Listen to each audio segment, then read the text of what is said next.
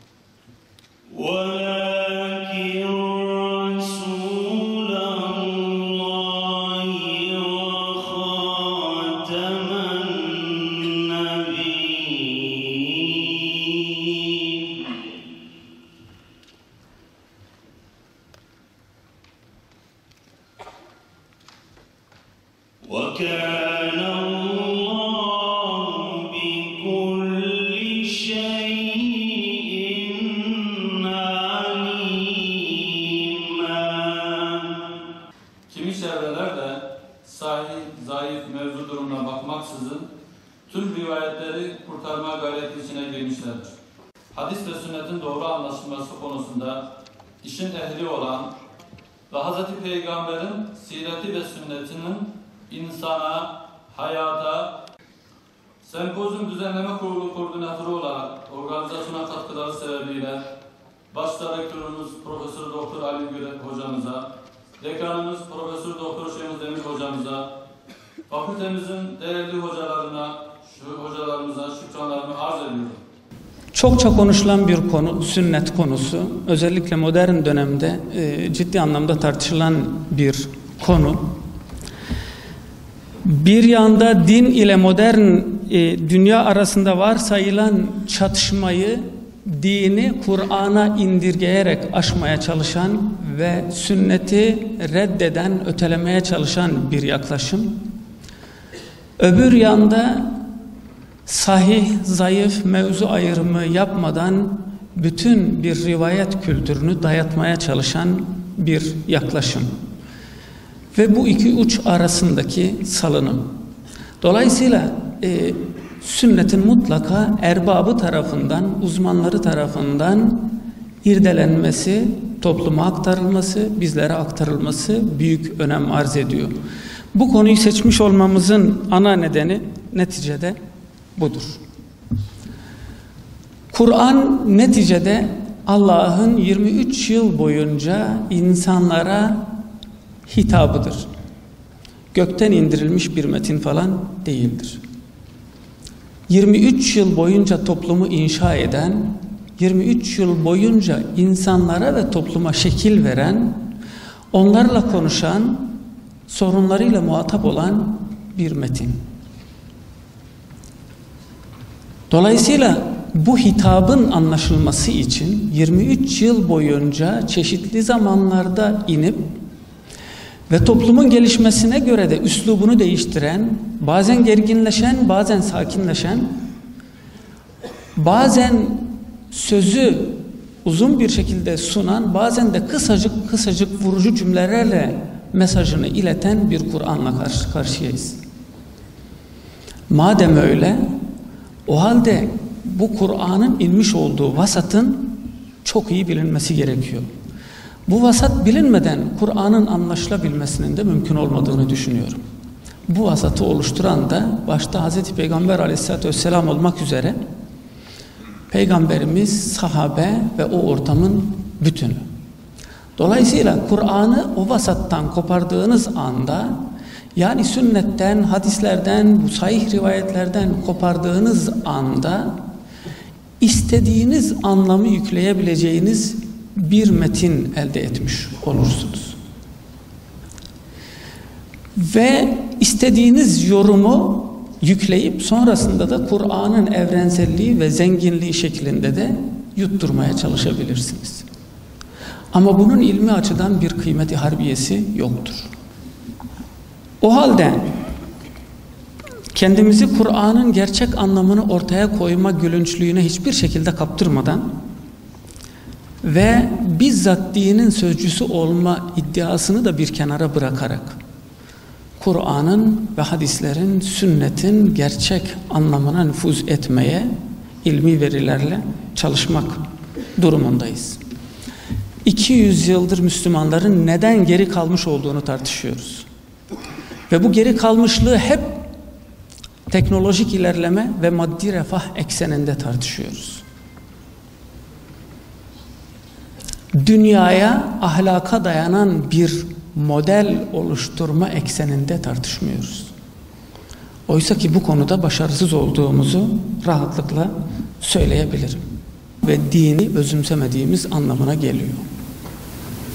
Saygıdeğer misafirler, konuşmalarını yapmak üzere üniversite rektörümüz Profesör Doktor Sayın Ali Gür hocamızı kürsüye davetimi arz ederim.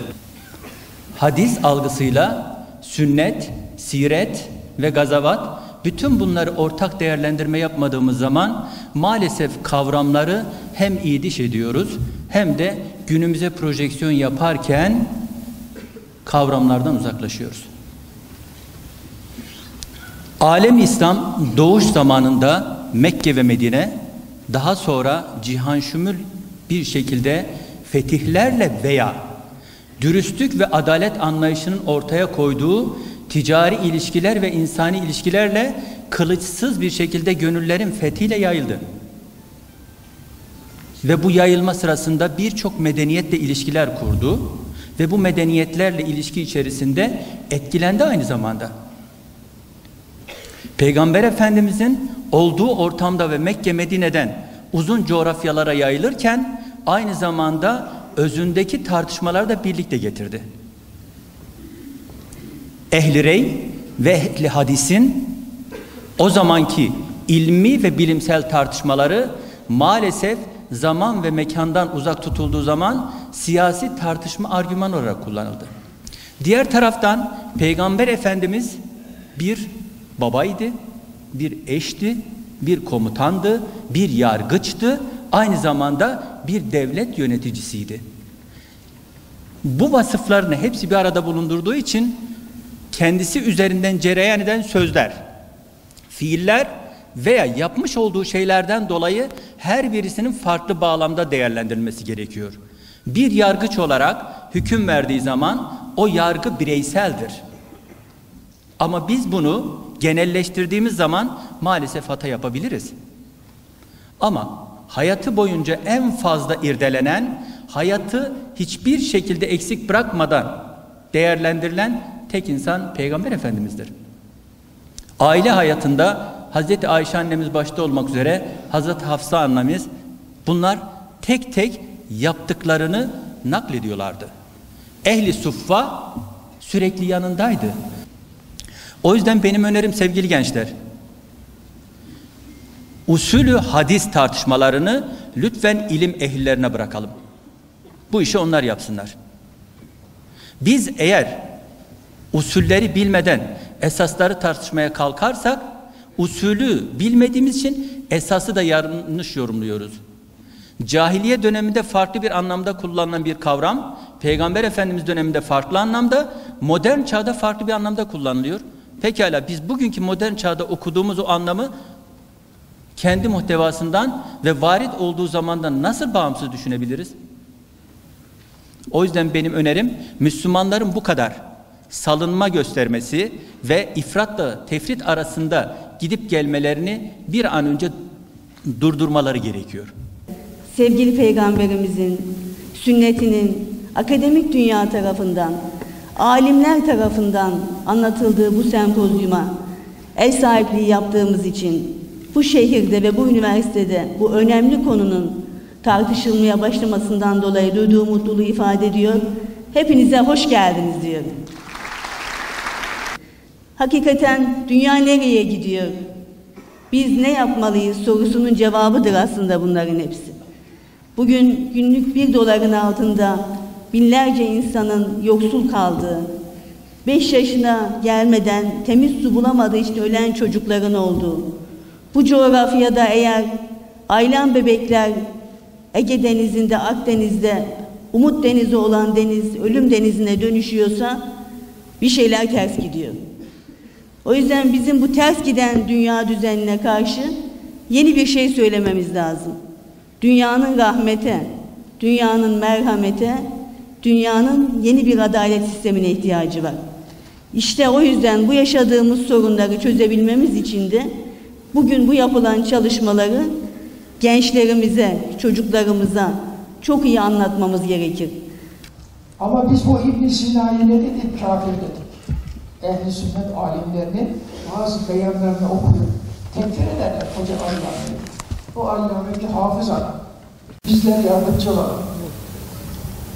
Ben işte bu çerçevede biraz okumaya başladığım zaman Hazreti Ömer'in bir misalini gördüm ki gözlerim yaşarır hala. La yerisul mu'minul kafire velel kafirul mü'mine hadis var. Kafir Müslümana mirasçı olamaz, Müslüman da kafire mirasçı olamaz demişler. Hedefleri ne? Benim takdirim şu. Resulullah öyle bir ümmet istiyor ki maddi şeylerden tamamen sıyrılsın. Sadece Allah aşkı ile Müslüman olsun.